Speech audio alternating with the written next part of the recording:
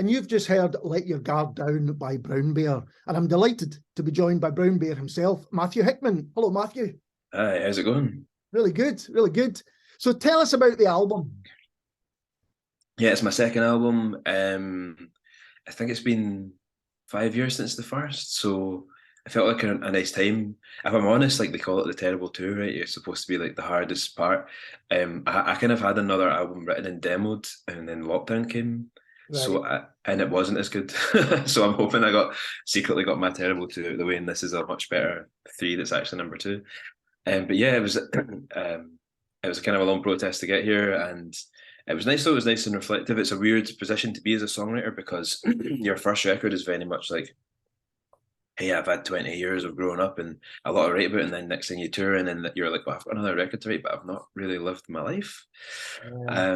So it was kind of like quite reflective at the start, and yeah, dealing a lot of what I was going through, and really, I've talked about this quite openly, like addressing some of the issues I've had in life, and like the ups and downs and the depressions, and but being a bit more reflect. I think the first album, whenever I touched on anything that was a bit more to do with like anxiety or depression, I didn't really realize that's what I was touching on. Right. I would listen back to songs later and go, oh, that's what I was going through.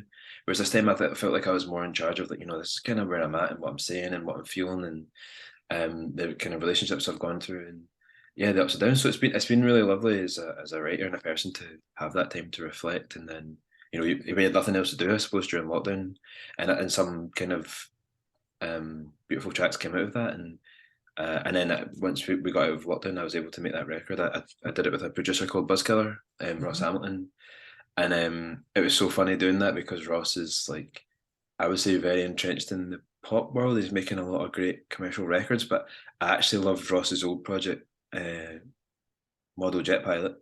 Right. And he'd made this really great record, and they had this song called Dorian Gray, and it was kind of Bowie-esque. And when I went to him, the first session, I was kind of saying, like, man, I actually wanted to work with you because of this. And he was like, whoa, I've not thought about that record in a long time. And it was really lovely to have, like, I guess we had an ear to, like, we wanted a bit of a commercial sound and to hit radio, but I wanted to stay true to me. And I think Ross was maybe got to flex his skills again because he'd maybe been doing a lot of pop co-writing, whereas I was like, nah, I've got this really specific thing. And I went in from the start, like, I want this to be a bit like the Miseducation of Lauryn Hill met Graceland by Paul Simon, and it was like a total, and there's a couple of songs where it sounds like there's a sample at the start, but I've actually sampled.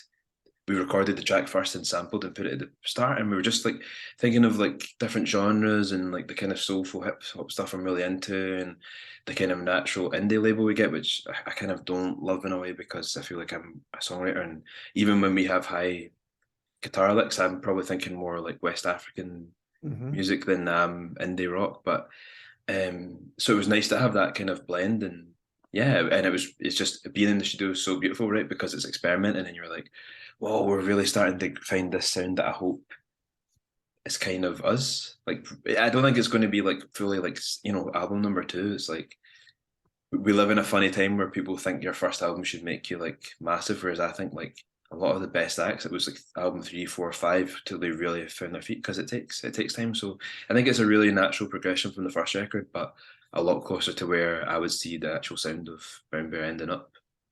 That's quite a challenge to someone to say, I want it to be Miseducation of Lauryn Hill and Graceland, so, yeah, no bother. Yeah, but you know what, when he got it, I was like, okay, we're on the same wavelength. Yeah, exactly. Yeah. You're either going to run out the door or say, right, strap in, I think we can do this. Or maybe he just thought, I'm here for this because this guy's quite quirky, and I want to see where it goes. It's interesting you're talking about how people describe your music. That's something that I often have to do. And do you have times where you think, that's not me, I'm not in? I don't think I would ever think of you as indie rock, certainly not. But that you've also always have a soulful kind of side to your music, I think. But do you sometimes go, well, that's not me, they haven't got me at all? Yeah, both sides of that. I remember it's Martin Williams, I think he was at The Guardian at the time. I'm not sure, sorry if I got that wrong. But I remember he spotted straight away. He was like, with Dead or Alive, he's like, whoa, this is a real Nirvana-esque. And I was like, yeah, he gets it. Like, I loved Kurt Cobain's ethos of like 3-minute songs, no solos, boom, straight to the point, like fill out the garbage. But yeah, sometimes people say like, oh, it's a bit like, as soon as you put in an acoustic guitar, oh, it must be folk rock, it's Mumford and Sons. And like with other, you know, there's a song in the new record. It has in the build up from its chord, instead of moving chord, it moves to the seventh first, which is kind of a Beatlesley thing, people would say, and then for more modern people, they'll hear that as an Oasis thing. But to me, I'm like, well, I listen to a lot of soul music, and if I was listening to Otis Redding or Sam Cooke, like the sevenths were used a lot in gospel. So like, you know, frustrating people say, well, you've got an acoustic and there's a wee bit of rock band. It's kind of like Oasis or LA Coldplay, and I'm like, it's really nothing like that, and it just feels lazy, you know. Yeah. Yeah, so yeah, that and the headline that we always get, which is "Grin and Bear It." I don't every news person thinks they're the first person to do it, and it's hilarious. And it's like, man, please stop, what's happening? Not So with yeah, we that. got. I suppose the indie thing probably came because we had the tour supports with the View and the Libertines and Reverend and the Maker, but all those bands are very like, they're very eclectic in their actual listening tastes, and they're very much like songwriters at heart. And when you hear Kyle's solo stuff, for example, it's very different from the View. And Webby's a punk guy, and Peter, you know, he's into his poetry, and Reverend, like the Rev's new album is a soul album essentially. So like they just thought like we like this guy and we like the tunes and he's doing his own thing. But as soon as you're around people like that, it becomes this like, well, you must be an indie band, and I don't really know if I even listen to indie music. Like, it's not.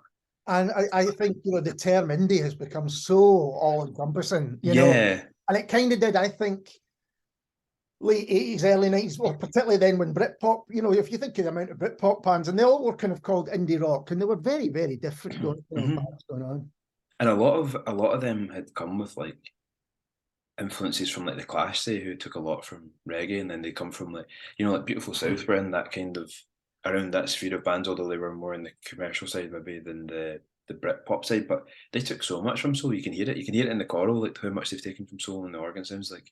But we always have this weird thing in life where I found as like a mixed race, so as a kind of a black musician, there's never much kudos back to, like, you know, like everyone loves to talk about Northern soul, but they don't really talk about the fact that they were like, that came from soul and Motown, and then they talk about it almost like it is a British thing, and they talk about like the Beatles, like they invented music, and like they were the first ever people to know what a seventh was and all this, and they you know, like they revolutionized guitars, but they don't take any heed to like Sister Rosetta Tharpe. Like throughout my life, I've seen this kind of like whitewash of black music. Like we're never seen as songwriters. Like, oh, he's a songwriter, so he's got, like, I've had this a few times even with like funding bodies where like, and even from black funding bodies where it's like, oh, is his music kind of white because he plays acoustic? I'm like, but so did Otis Redding, and like, what is that? What do you mean? Like that's kind of negating the fact that even in the commercial side, like Dozier Holland and Motown era, like the stand. I mean, to me, in terms of like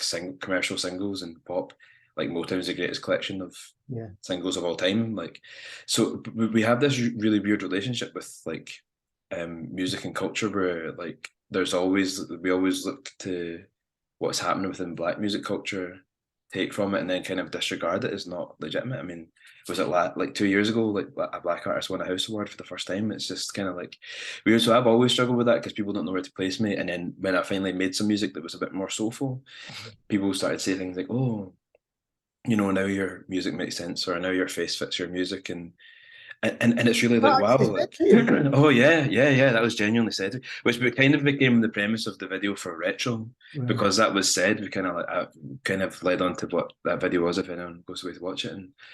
And yeah, I think I've always struggled with that, like, where do people place you? But what frustrates me more is that like through everything is like sometimes we become so genre obsessed, and it's like, but the songs, what's the most important thing to me as a songwriter? Like, songs are everything. Like I've obviously, it's funny, I read somewhere like someone was saying, oh, you know, this album's full of hooks and it's not to take away from the writing, but fun enough, I was showing this album to people when I was teaching songwriting, and I was saying, you know, the reason for these hooks is because I've worked so well on the strength of the songs, it leaves space for the production to be commercial. So like, it doesn't matter how I produced that. We could have taken that apart and made it this or that, but you needed the song there. So sometimes when people from an outside come in and they go, well, this is like, is this that great because it's hooky? It's like, well, actually, it takes a lot of skill to be able to write in a way where you leave the space for that to happen. And even if you took those hooks away, because I was showing them the songs before they had hooks, like the demos, and they were going, this is a great song. And I was like, right, here's a wee hook that we just did essentially to reach a certain market or radio, or just for like, just to finish that song as in the song production, not the song as in the core of the song. So I spend a lot of time working with writers on like putting the song first, but that can be really difficult for them because their perception of music outside when you see reviews is always focused on like not the song, like its genre, but it talks about everything but the actual song, which to me that's the only thing that matters. Like the song is the most important part in music. I think it's really interesting because it feels to me at the moment and for the last few years, I don't know whether that's got anything to do with lockdown, it probably hasn't, but the people who are making music are less likely to be tied down the genre and they're actually collaborating with each other. I'm thinking about what's happening with jazz and with hip hop and with folk music even, that people are collaborating across the genres and making something new, and they're less bothered. If people want to label them, then that's what's happening. But we're just going to make music because we love doing it. Yeah, I think a funny thing happened in lockdown where we probably as a society got into the habit of using music as like a background noise to our movement, travel, work, whatever it is. And for the first time in a long time, we'd sat down and listened to the music. I think that's probably right. And I think a lot of people went, this really sucks. This music is actually, the music I thought was good is really terrible. Because it is, most music today, certainly at the major label standard, is quite a low standard. And that's not to say they're bad, I'm not criticising, I'm just being like, if we're being proactive about it, it's not the same standard as it was before. And we've lost a lot of great writers because it's become about production over songs. And I think because there was a massive resurgence of like older music, right? Like they were saying, like the biggest songs in that time were actually back in the 70s and before. And I think people were going back through time to find songs they could relate to and reflect to and that said something. And I think probably if you're from another genre and you maybe got a bit caught up in like sounds, you would be going, well, the only thing that's connecting to me right now, a sound's not going to make me feel better. Someone speaking to me, it's going to. So you maybe start listening to something and go, oh, here's this. That's all. But that's the thing I've always found quite different about hip hop over here is like hip hop in America has always been a cultural thing about songs. It's always been like sampled, whereas here it's not. And I'm like, I think that's the thing that stops it to me feeling like I don't quite engage with it as much because I'm a songs person, you know. And I think that's what stops it sometimes engaging with people outside of the scene. So hopefully these people have found like, oh, actually, you know what's important? Songs. Like, because even in the old days, jazz was totally constructed around song. And now it's become a kind of like university, let's see how many notes we can play, blah, blah, blah, showing off thing. And that's totally away from the ethos of what that genre was even created for. And again, that comes to appropriation, right? Because like for a lot of black people, jazz is their classical music. And a lot of people appropriate that and now I've made it like something that you have to have a certain standard to be in, when the whole point was like that came about because of them not being allowed in certain other genres. So it's funny how history moves. So yeah, I think the lockdown made people reflect a lot. And I think it would be harder to justify liking a song because you don't have like, oh, well, I just like it on the move or I like it at the gym. Like if you're sitting in it, because you need connect. That's what we were all searching for, I think, was connection. And that's what songs are, they're a connection. But without a strong lyrics and melody and story, there is no connection. That's unless it's because obviously like some songs are for dancing and that's totally cool, but we weren't out dancing. We were stuck in the house and I think that's probably where that's maybe come about.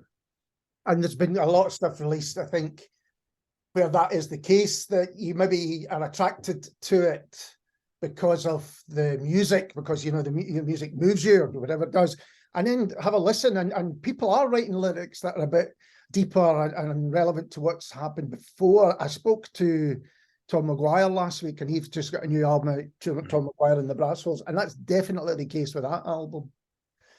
And you were saying it's interesting that you had a second album on the go, and did you completely stop that and just write something brand new? I mean, a couple of the songs stayed, but for the most part, like, yeah, I think that the strong songs made their way through as they always do. I think a strong song will always be about. And the other stuff was more. It's not that they were bad songs. I'm sure people heard them, they'd like them, but they weren't. They weren't the best reflection, and they weren't the best songs. And like, it's a funny thing, isn't it? As a writer, like you're getting out the feeling, and then because sometimes when you write it, it's so real to you. You think that's great because it served the purpose of like, I guess, a bit of release for you. And then with a bit of time away and reflection, you go, I'm glad I said it. I'm glad I got it out, but is it the best thing I've done? No. And it's so funny because there's so many songs I've written, and folk will never probably hear them.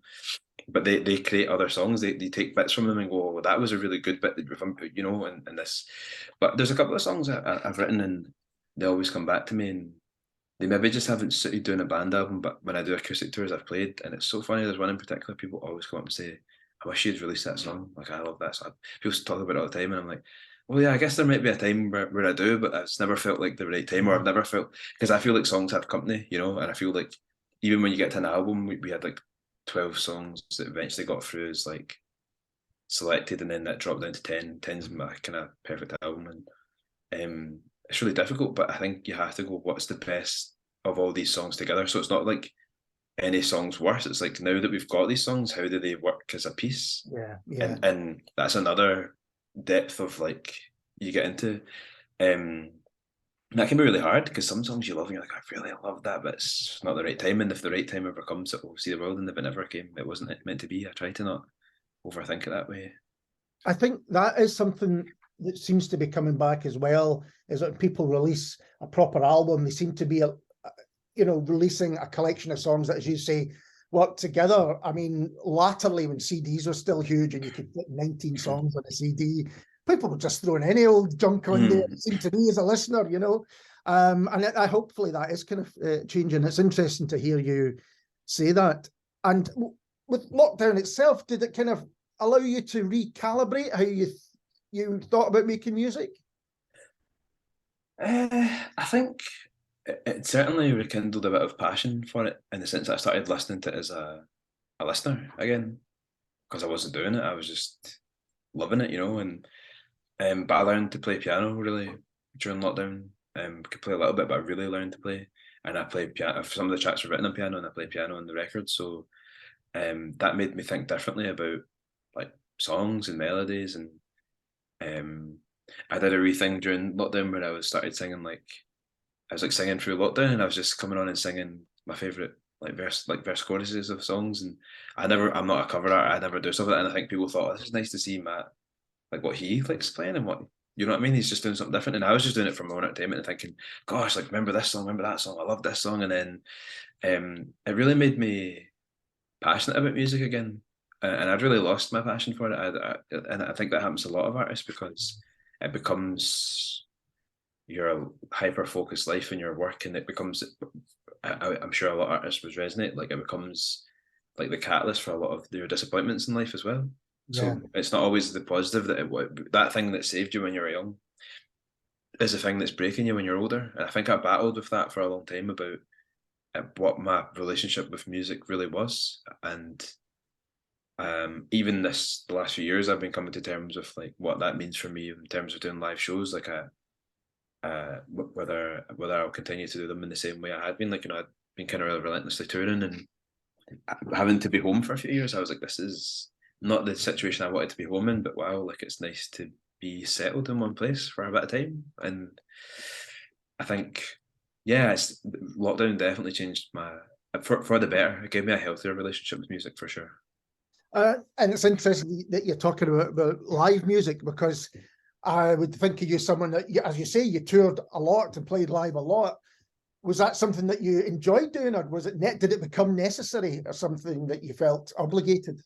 It becomes necessary and it becomes addictive. Like you feel like if you're not doing shows and you're not proving yourself and you're not selling shows, and it became more about like that, like we should be doing it. And I guess I didn't love it anymore. But that's not to say, I loved every minute I ever spent on stage performing for people, and I still do and I still will. But again, when I started doing solo tours and doing acoustic shows and I was just sitting down and talking about songs, I realised I actually love this, because I'm not performing and I'm not trying to be something, I'm just being me, and I'm just talking to a room full of people who also love music, and I'd rather sit and chat about music and play a few songs and play a set and say, wow, adulation, it's not what it's about. I'm not, my worst fear in life is being the centre of attention. I really isn't the kind of thing I just hate it. So it's a horrible conundrum when you're the front person of an act, but it's the way it is. And I've always seen like performing live as a necessity for pushing the songs and selling the record. But if we could get to a stage where people bought records and invested in music again that way, I would do very little in terms of shows. But what I would do is when I did a show, I'd make sure it was like an event and it was like the best. You go, do you know what, it was worth not seeing him all year, because when he does come, it's amazing, rather than, you know what, I've seen him a few times now and he's half-arsing it because he doesn't want to be here. I think it's finding a way that works for you as an artist and your own health has to be at the forefront, but there isn't an opportunity for artists to do that at the moment. It's just relentless. So yeah. And I think that's more common than people imagine, that someone who's the front person or a solo artist, whatever, actually there's aspects of it that they don't find easy at all. Mm-hmm.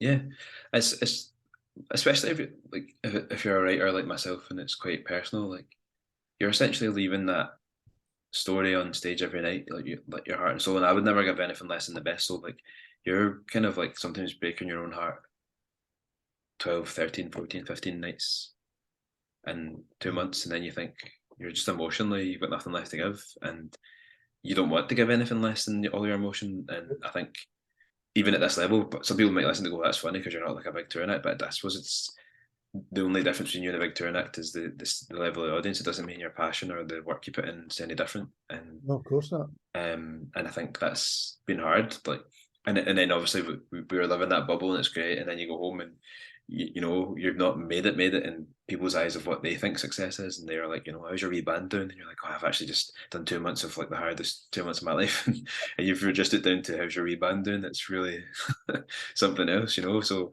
but I'm just trying to find the joy in it now, and I know that like for once I'm looking forward to the show in St Luke's in March, March 24th, and I'm excited to do that show because I know we've got a great show to give, and I think, you know, it's nice to come back and say, you know, we still love doing it, and but I think it's that I always want to give the best, and I would never want to come out and give less than the best. So I'd rather do less and give more than do more and give less, and that's like I'm just trying to be like grateful of like also people's time and money. You know, like people pay for these tickets and like they deserve a show, and that's another thing lockdown did is a lot of musicians got home and they stopped and they were like, you know, it's time to be honest that like touring doesn't make money. We've actually lost more money touring than we'd ever make, and I think it's been really lovely to see artists speak up about their rights and speak up and say, you know what, we don't want to.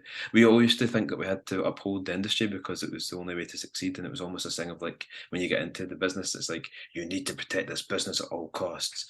And then it's like, but the business would pay not even 1 pence to protect you. Then why protect it? Because they don't care about artists. And I think it's been really great to see artists stand up and say, you know what, forget this business because it doesn't look out for us. Let's just go and do our own thing. Do it the way we want to do it, which is healthy, and it's for the best of both them and their audience, I think. And is that something that you've seen change over your years in the industry? Definitely, I think. I mean, I still sadly see it when I meet younger people, and it's this thing of like, we need to be signed, and I'm just like, why? Like, just, you know, it really.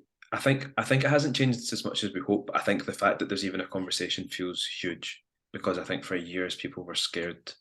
People now in Scotland are still scared to call out certain promoters because they think if I don't do it, I won't get to play Transmit. But that's not to say those promoters are terrible, but I think they need to have a conversation about if they're actually functioning at their best rate. I think they've started to rest on their past experiences and past kind of glories, and until people have that ability to have a safe space and be able to criticize things, but because no one criticizes it from a hatred of it, like we all criticize it, but from a love of this business, you know. Yeah.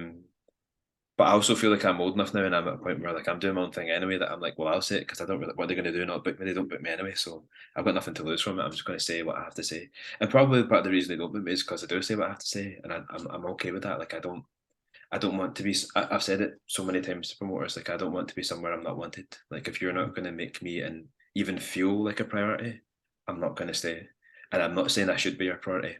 Get it, you've got others, but like at least be honest that I'm not, so I can go and take it somewhere with somebody who wants to work for me, which is like better for everyone. Like you don't waste any of your time and resources, and I don't waste any of mine. And I think it's okay to not work with like the big guys or whatever you think it is. Like I think you have to work with the thing that suits your personality. And like major labels, like I don't want to be touring all the time. I don't want to be on the press. I'm quite a private person. That doesn't suit me, and that's okay. So like I would have to find a label that knew he's going to go off and do his wee thing, and we're behind that.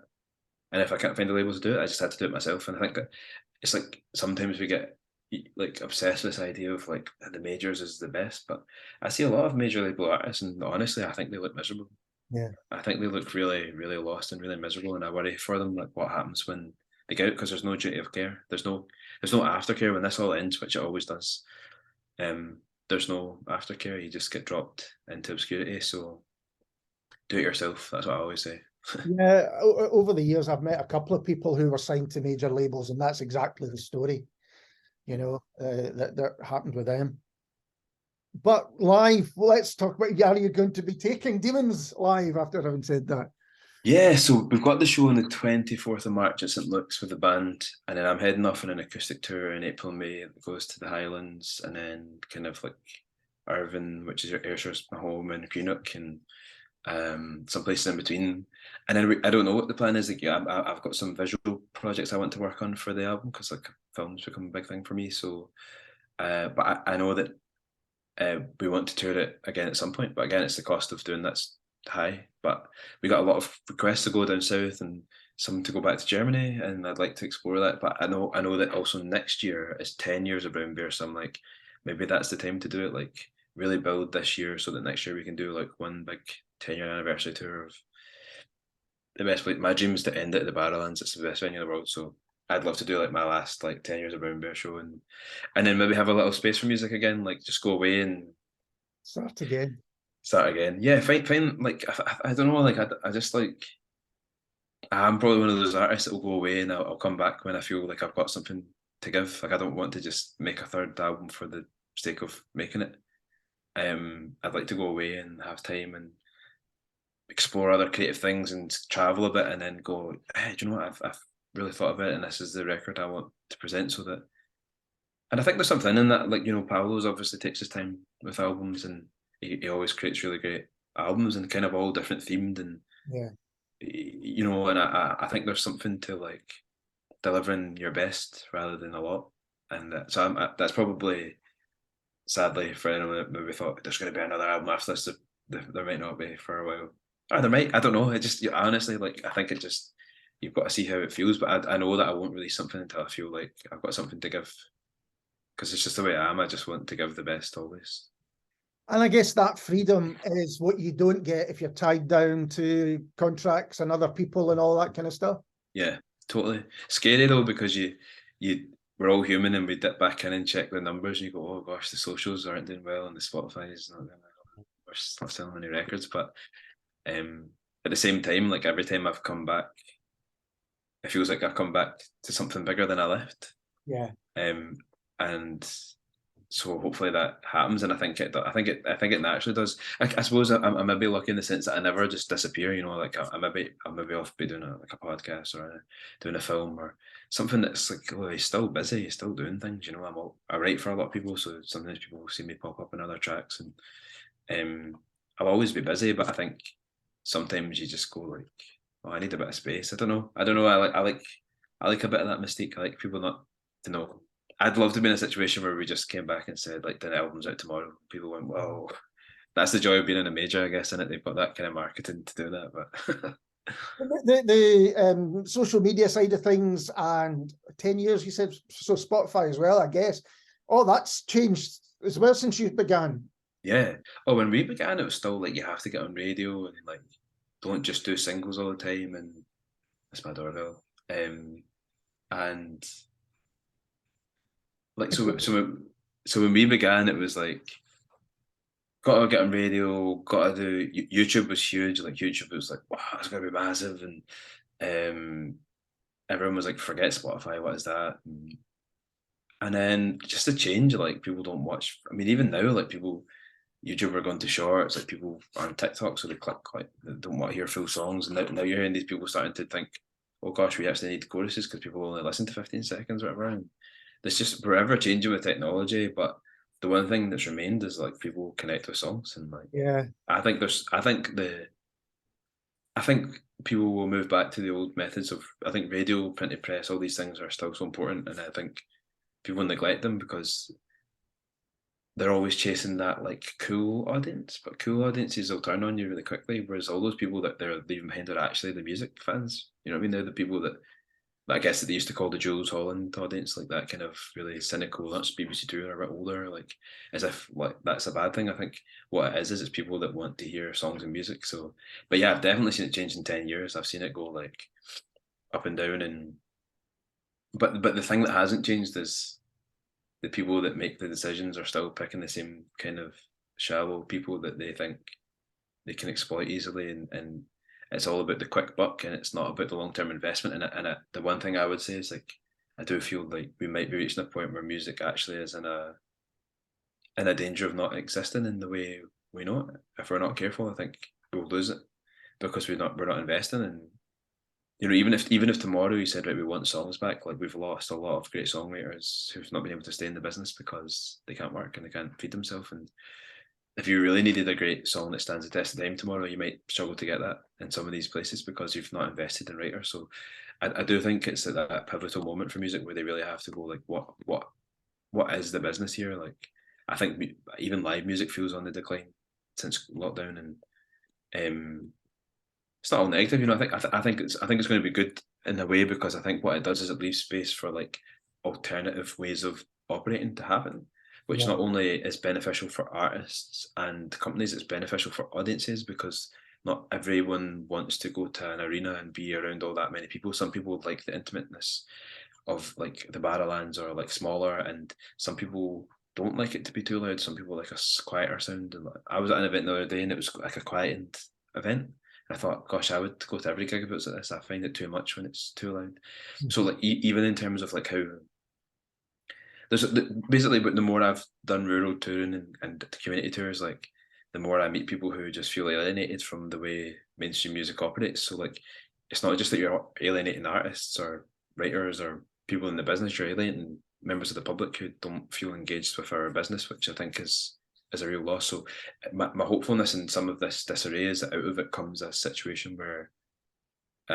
music's far more accessible to everyone, and it's a thing for the people. Music should be a vehicle for communities and people, and right now it's kind of like a middle to upper class playing ground, like, and it's taken away some of the culture and the social and the kind of like ethos of it, which is where we'll start to see pockets of subcultures, and I think that's a good thing. And hopefully they really break through and we start to see like alternatives to the mainstream, because we don't have them. When I was growing up, it was like if you didn't like even rock and metal were so separate. Like, so see now, if rock music and metal are like one word to some people, like you're like, what do they do? Like Cat House or something, man.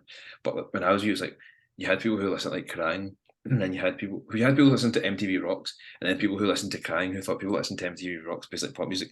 And you had people who listened to Scuzz that were like, well, if you listen to Crying, that's pop music. And even within the subgenres, they had support and like tribes and stuff. And now you get these like metal bands walking up saying like, yeah, I think Lewis Capaldi's a really cool guy. Even if you think that, you should be saying you think he sucks, because we need competition because it breeds the market, and like what we have is no market competition.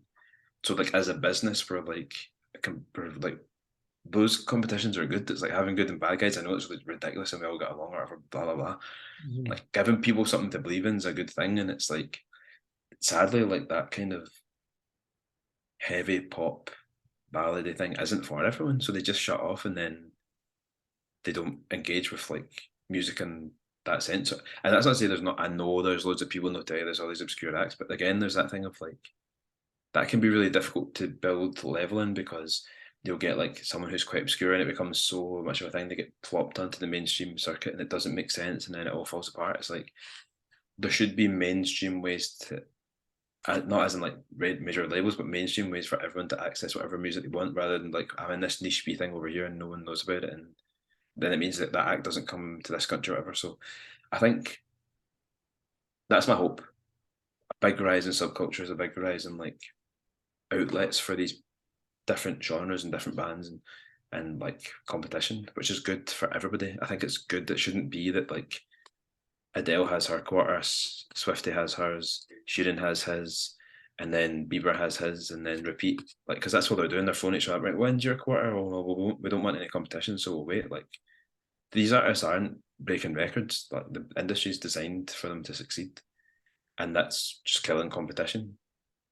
Yeah, that's really interesting. And also you've got the fact that, I think this maybe has happened exponentially since lockdown, is the amount of music that's getting released. Yeah. So you get some really good stuff as well. And I often, play it on the show, but it'll get lost because there's next and there's next and next. That competition to release lots of things over a long period of time. There's all sorts of different ways. I had a really funny conversation the other day with someone where we both went, maybe it isn't a bad thing to have gatekeepers. It's just that we need more reflective gatekeepers. Like, we need gatekeepers, but ones that reflect like all people in society and like different things. whereas like the gatekeepers were all the same people, so it was all the same stuff. Because there is like a how do you funnel through all that noise in the standard? Because like, you know, if they're getting thousands of tracks a day, you know, I could put my every thought onto Spotify, but I don't. I sit and create my thoughts into an album, and then I go at the right time, but then it gets lost in the shuffle because there's a million people who've just farted something out and threw it at the wall to see if it sticks. And I think there is something about a standard and a way of having that, and for everyone, because like, of course you think your song's great, or of course people might like it, but like, as an artist, is it your best work? And like, how do you get the time and space and people around you can trust to get the best out of you so you create your best work? And we're here in a higher standard. So it's funny you say that, because I think about that all the time. There's just so much music. Like, how would you even... And I think a lot of people are doing what you're saying, but there's just so many people doing that. Some people are taking a long time over stuff out and everything. And I just fear, and it hurts me sometimes that I think this will get lost. This because there's just such a huge amount of it, and I don't know what the answer is. It's just something you see. I know. I think about it all the time, because I hear of bands and I hear, wow, they're amazing, and then no one's heard them. But it's like, but if people did get the chance to hear you, they would definitely love it. This is amazing. But I don't know what the answer really is, because labels don't have enough capacity to take every act on. And there's just too many in the world, isn't there? Like, maybe next time I see you, we could put the music world to right over a pint. Yeah, that would be good. Matthew, thank you so much for taking the time to talk to me. It's been an absolute pleasure. No, thank you for having me, and I hope everyone enjoys the record. And this is Brown Bear and the title track of the album, Demons.